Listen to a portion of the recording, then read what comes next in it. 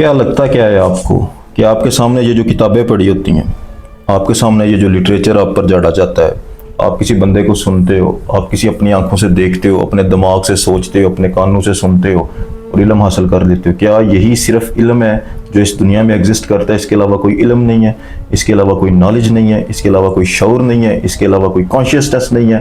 क्या इंसान की यही बसात है? क्या इंसान की यही औकात है कि वो इन कानों से सुने, इन आंखों से पढ़े, किसी का देख ले, कुछ सोच ले, अपनी अकल का इस्तेमाल करके नॉलेज को गेन कर ले? क्या इससे आगे इंसान नहीं बढ़ सकता? तो बहुत बड़ी गलत फहमी में जी रही हो तुम शाहीन हो, तुम एक कव्वे नहीं हो, तुम्हारा मुकाम कभी भी कसरे सुल्तानी का गुंबद नहीं है। इकबाल इसीलिए कहते हैं ना कि नहीं तेरा नशेमन कसरे सुल्तानी के गुंबद पर, तू शाहीन है बसेरा कर पहाड़ों की चट्टानों पर। तेरी परवाज इतनी बुलंद है, इतनी बुलंद है कि कोई चिड़िया कौवा तेरे पास से फटक भी नहीं सकता।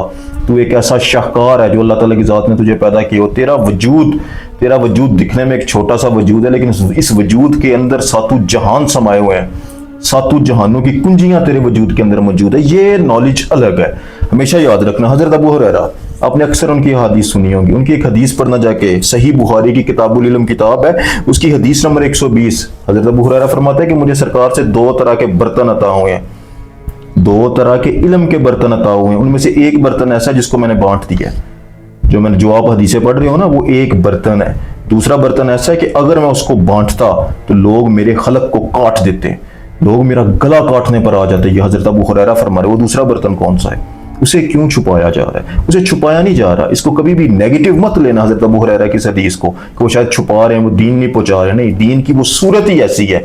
एक सूरत वो है जो जाहिरी है, एक सूरत ऐसी है जो बातनी है, जो ऐसे राज हैं जो इंसान तक पहुंच जाते हैं और इंसान खामोश हो जाता है। हजरत अबू हुरैरा ने वहां पर इशारा दिया, वो राज वो जानते थे और वो खामोश रहे कि वो बर्तन भी मैं जानता हूं जिस बर्तन से, जिस आलमे गैब से इंसान तक वो नॉलेज पहुंचता है, लेकिन इंसान को इजाजत नहीं है कि इसको वो बता सके, इसको वो डिक्लेयर कर सके, इसको जुबान तक ले आए। देखो आज की वीडियो में इसी चीज को मैं आपके साथ शेयर करने वाला हूं। वो जो दूसरा बर्तन है ना, जो नॉलेज आपकी जात के अंदर से आपको मिलता है, आपको किताब से नहीं मिलता, आपको सुनने से, देखने से, पढ़ने से नहीं मिलता, बल्कि वो दूसरा बर्तन है, वो दूसरा रास्ता है, वो जो आपकी जात के अंदर से होता है। एक तो आप ऊपर से देख रहे हो नीचे, वो आपकी जात के अंदर से आपको मिलता है।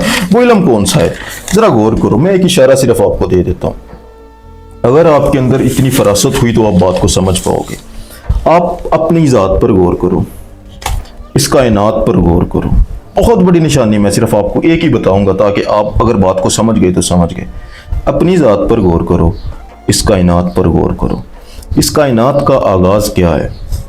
इस कायनात को अगर बोलो, साइंटिस्ट हमें क्या बताता है कि जितने आपको चांद, सितारे और गैलेक्सीज नजर आ रही हैं, ये सब एक दूसरे से दूर भाग रही हैं, दूर जा रही हैं। इसकी वजह क्या है? इसकी वजह यह है कि कभी ये एक जगह पर इकट्ठी थी, एक नुक्ते पर मुंजमद थी।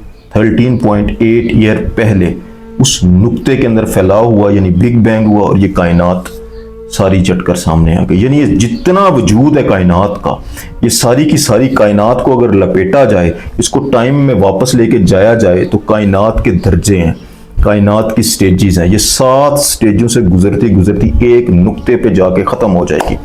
ऐसा डॉट जिसके अंदर सारा नॉलेज मौजूद था, ऐसा डॉट जो ये जानता था, जिसके अंदर शऊर था, जिसके अंदर कॉन्शियसनेस थी, जिसने धमाका किया तो इस तरीके से किया, जो फैला तो इस तरीके से फैला कि कायनात के अंदर एक खास किस्म की तरतीब है। हर सियारा, हर सितारा अपने अपने मदार में तैर रहा है। अगर सूरज हमारी जमीन से कुछ नजदीक होता ना, जहां पर आज सूरज मौजूद है, हमारी जमीन जलकर खाक हो जाती, जमीन स्टेबल नहीं रह सकती थी। अगर सूरज हमारी जमीन से थोड़ा सा दूर होता तो जमीन जो है बर्फ से ठंडी हो जाती, यहां पर जिंदगी पॉसिबल नहीं है। तो हर सितारा, ये चांद अगर ना होता तो हमारी जमीन रहती ना, ये चांद ज्यादा दूर होता तब भी हमारी जमीन रहती ना। इस कायनात के अंदर जो एक लेवल है ना, जो एक स्टेटस है इसका, जो इसका एक तरतीब है इसकी, इस तरतीब में एक जर्रे के बराबर भी हलल आ जाए। कितनी बड़ी कायनात है, 92 बिलियन नूरी ईयर्स तक, लाइट ईयर्स तक कायनात फैली हुई है। एक जर्रे के बराबर इसमें हलल आ जाए तो पूरी की पूरी कायनात ब्लास्ट हो जाएगी। ये कायनात स्टेबल नहीं रह सकती। इतनी ज्यादा जो डीप कॉन्शियसनेस चाहिए, इतनी जहानत चाहिए, इतनी तरतीब चाहिए, तब जाके ये बड़ी कायनात अपने मदार में तैर सकती है, स्टेबल रह सकती है। तो वो सारे का सारा जो नॉलेज इस कायनात के अंदर आपको नजर आता है, वो एक नुक्ते के अंदर मौजूद था। वो नुक्ता 14 अरब साल पहले फटा, यानी उस नुक्ते से आगाज हुआ। अगर मैं आपसे बोलूं कि वो नुक्ता तुम्हारी जात के अंदर भी मौजूद है, उसी नुक्ते से बात शुरू हुई है। वो नुक्ता तुम्हारी ज़ात के अंदर भी, जहां वो नुक्ते से कायनात फैली है ना फुल, यानी एक नुक्ते से एक गुंबद की तरह कायनात फैल गई है। इसी तरीके से इंसान क्या है, इंसान पर गौर करो। इंसान एक ऐसी हस्ती है जिसका ज़ाहिरी वजूद मिट्टी का बना हुआ है। ये जो आप वजूद देख रहे हो ना, ये मिट्टी का बुत है। ये इसकी सिर्फ पहली सूरत है जो सामने है, जो कायनात की तरह फैला हुआ है। ठीक है, इसके पीछे एक वजूद है जो पानी का बना हुआ है। इंसान 4 अनासर से बना ना, हवा, मिट्टी, आग और पानी। एक वजूद है इसका जो पानी से बना हुआ है। उसके पीछे भी एक वजूद है जो आग से बना हुआ है। उसके पीछे भी एक वजूद है जो नूर से बना हुआ है। उसके पीछे भी एक सूरत है जहां पर जाकर ये सारे चारों की चारों सूरतें इकट्ठी हो जाती हैं। बात को जरा गौर से सुनना। पहली सूरत है मिट्टी की, उसके पीछे सूरत है आग की जिसे हम नफ्स बोलते हैं, उसके पीछे सूरत है पानी की, उससे पीछे सूरत है रूह की, नूर की सूरत, जो आपकी ज़ात के अंदर अम्र रब्बी मौजूद है, जो एक जलावे की तरह होता है जिसे आप पकड़ नहीं सकते लेकिन वो सूरत रखता है, जिसे आप सिर्फ बातनी आंखों से देख सकते हो, जिसने अलस्त का वादा लिया, वो सूरत भी आपकी ज़ात के अंदर मौजूद है। इस तरीके से 7 स्टेप्स हैं इंसान के, जिसका 5वां स्टेप क्या है कि जहां पर जाकर वो नुक्ता मौजूद है, जहां से वो चीज़ ट्रिगर हुई है जिसने इंसान को मुकम्मल इंसान बनाया हुआ है। कायनात भी एक नुक्ते से फैली हुई है, इंसान भी एक नुक्ते से ट्रिगर होकर ये सारी सूरतें ली हैं। एक नुक्ता इसकी हकीकत है। इसी तरीके से कायनात की भी सूरत एक ही नुक्ता है। इसलिए फकीर कहते हैं ना, गल एक नुक्ते विच मुक्ति है, क्योंकि उस नुक्ते के अंदर वो सारा नॉलेज मौजूद है जिसे कलम बोला गया है, जो हकीकत को जानता था। अल्लाह रब्बुल इज़्ज़त फरमाता है ना कि सबसे पहले मैंने कलम को तहलीक किया। वो कलम वही नुक्ता, वो कलम, ये भी नुक्ता। उस नुक्ते के पास भी सारा नॉलेज मौजूद था, इस नुक्ते के पास भी सारा नॉलेज मौजूद है। अब इंसान का पर्दा क्या है, जहां पर हजरत अबू हुरैरा बोलते हैं एक नॉलेज वो है जो तुम्हें किताब से हासिल होगा, यानी आपकी जो जाहिरी मिट्टी की सूरत है ना, वो पड़ेगी तो वो नॉलेज पीछे भेजेगी, आपकी रूह तक बात पहुंचेगी, आपका नफ्स सुनेगा, आपके सारे अनासर सुनेंगे, आपकी सोल भी उस बात को सुनेगी। तो एक नॉलेज वो है जो इन आंखों से पढ़ रहे हो, इन कानों से सुन रहे हो, लेकिन एक नॉलेज वो है जो उस नुक्ते से ट्रिगर होता है, जो पीछे से इंसान को हासिल होता है, जो डायरेक्ट सोल तक आता है। एक मिसाल है ना कि आप कभी ख्वाब देखते हो, ख्वाब में आप फ्यूचर देख लेते हो, ऐसा ख्वाब जिसके अंदर आप ऐसी चीजें देखते हो जो जाहिरी सूरत आपकी नहीं देख सकती, जाहिरी तौर पर आप वहां तक आपका नॉलेज नहीं पहुंच सकता, मतलब कि जाहिरी तौर पर आप फ्यूचर कैसे देख सकते हो। तो वो नुक्ता जब मूव करता है, वो नुक्ता जब मूव करता है, यानी वो नॉलेज अंदर से जब रूह लेती है, रूह जब वो नॉलेज लेती है तो वो सफर करके इस पहली सूरत तक पहुंच जाता है,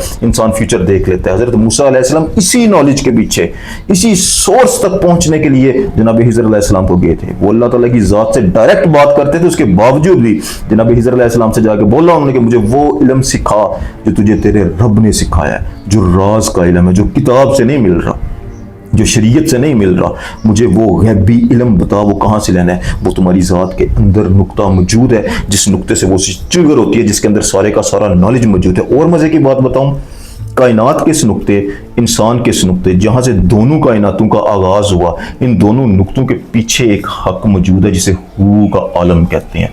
यही वो राज है जो इंसान की जात के अंदर व्यवस्था है, जिसको कोई भी आश्कार नहीं करता। अगर वो आश्कार हो तो हर इंसान जो है वो डरेगा, वो खौफजदा हो जाएगा कि वो सच कौन सा है। वो एक ही सच है जो इंसान की जात के पीछे भी है, वो एक ही सच है जो इस कायनात के पीछे भी है।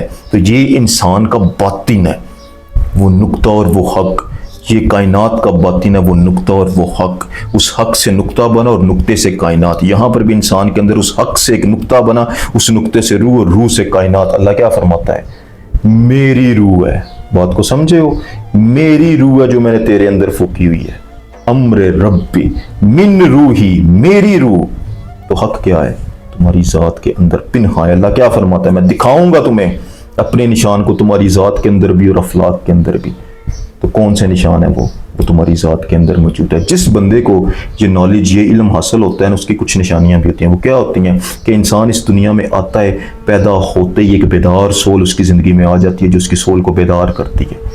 ये बहुत ही बड़ी निशानी है कि इसके बगैर ये नॉलेज हासिल नहीं होता, तीसरे की ज़रूरत पड़ती है। ये किताब से नहीं मिलना, ये सीने से मिलना है। जैसे मौला अली अलैहिस्सलाम ने फरमाया था ना कि मुझे सरकार से नॉलेज ऐसे मिला है जैसे परिंदा चोंच के ज़रिए अपने बच्चे को फीड करता है।